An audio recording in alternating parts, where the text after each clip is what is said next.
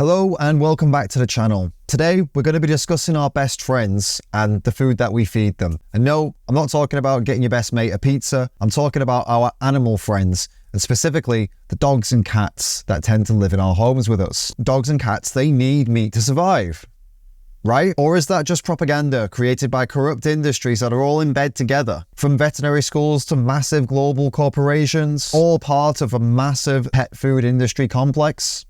Could it be that? Today we're going to explore the ethical concerns and also the health issues that our pets face from what we feed them. We're also going to be exposing corruption and bias in the veterinary industry, an industry that we're all supposed to trust. Early research into dog food has shown that dogs can absolutely be healthy and thrive eating plant-based food that is specifically prepared for their nutritional needs. The research is even finding that dogs that are consuming conventional dog food are having more health issues than dogs that are consuming plant-based vegan dog food. And there is more research on cats too, showing that commercially available vegan cat food can be very healthy for cats. Who doesn't want to be feeding their beloved pets the most healthiest food they can get, right? But there's a huge problem. It's animal abuse to feed your pets plant-based food. Your dog would choose meat every time if you gave them the choice. First off, there is no issue feeding a dog or a cat a nutritionally adequate diet.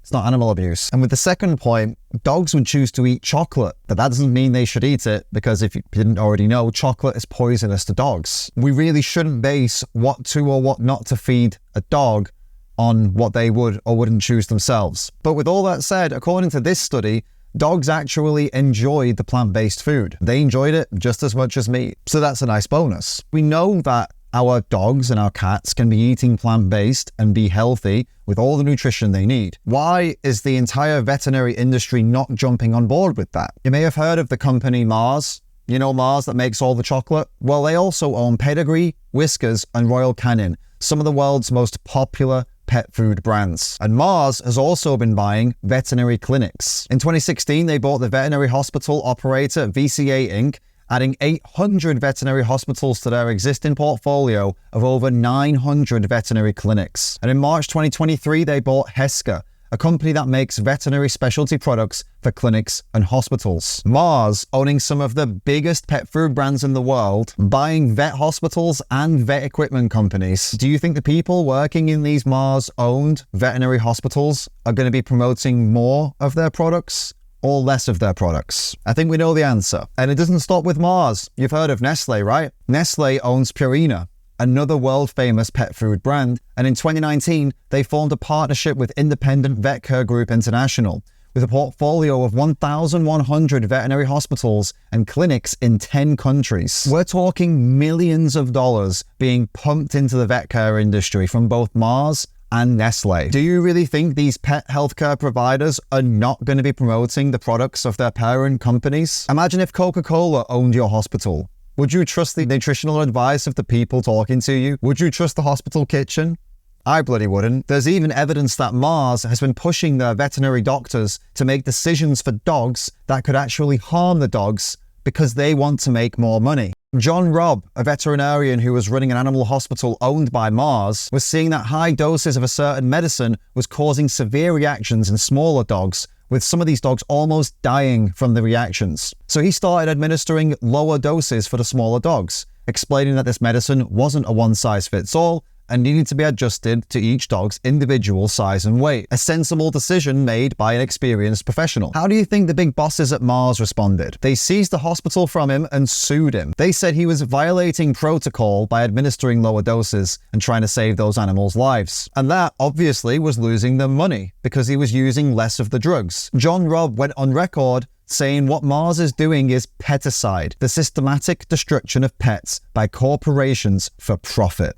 The huge pet company Hills has recently just been sued for making false claims about pet foods that contain peas, legumes, and potatoes. These are things that are often found in plant-based pet foods. They're being sued because they made false claims that those pet foods were harming the health of dogs. This is the playbook of the corporate giants. Confuse, control, and profit.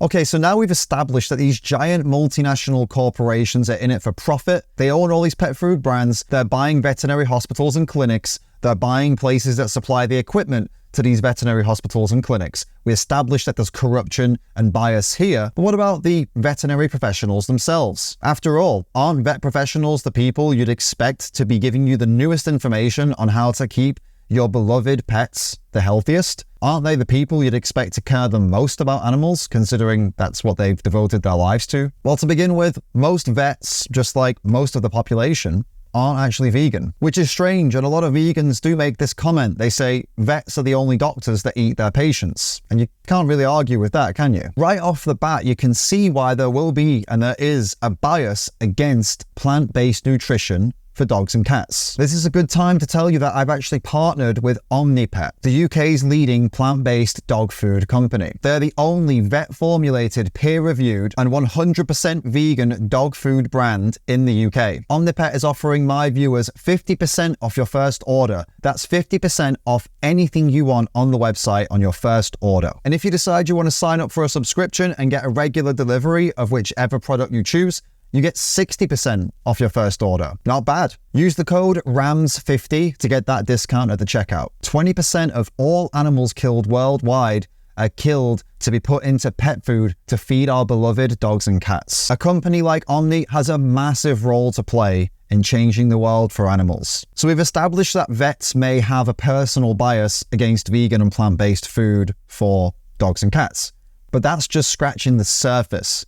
It's so much worse than this. These huge corporations have even sunk their teeth into the places where new vets are training. They've got into the veterinary schools as well. At this university in Australia, students wear scrubs with the logo of a pet food company right there sewn onto the fabric. The lecturers are also sponsored by the same company and have been recommending products during the lectures. Various Australian universities have been taking donations of thousands of dollars from these massive corporations. It's a similar situation over in the US. These companies are making huge donations to universities. One article I read described this as learning under the influence. These vet professionals are learning under the influence of propaganda and profit-driven education. Your personal vet might not be supportive of having your dog or cat on a plant-based diet. That's not necessarily because there's some kind of terrible person who's been bought out by big corporations. It's most likely just because they're following the mainstream ideas and the mainstream narrative that has been created by big companies like Mars. I'm going to tell you now how many dogs and cats people have in their homes globally. They have 471 million dogs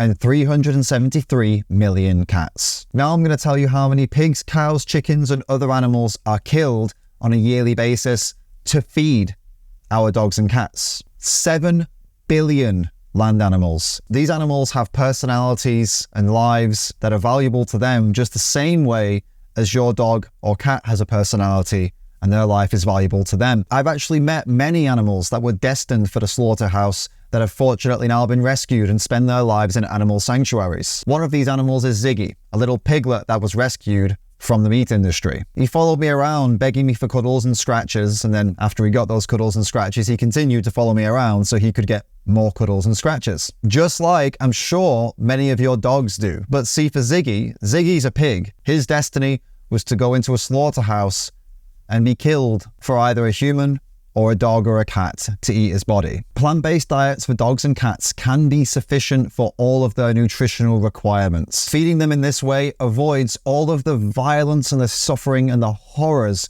of animal agriculture and the meat industry, which I think, as animal lovers, as we all are watching this video, that is something that is incredibly important to all of us. If you skipped the ad earlier, do make sure to check out Omni, pick up some vet-approved vegan dog food, and use my discount code RAMS50 for 50% off your first order.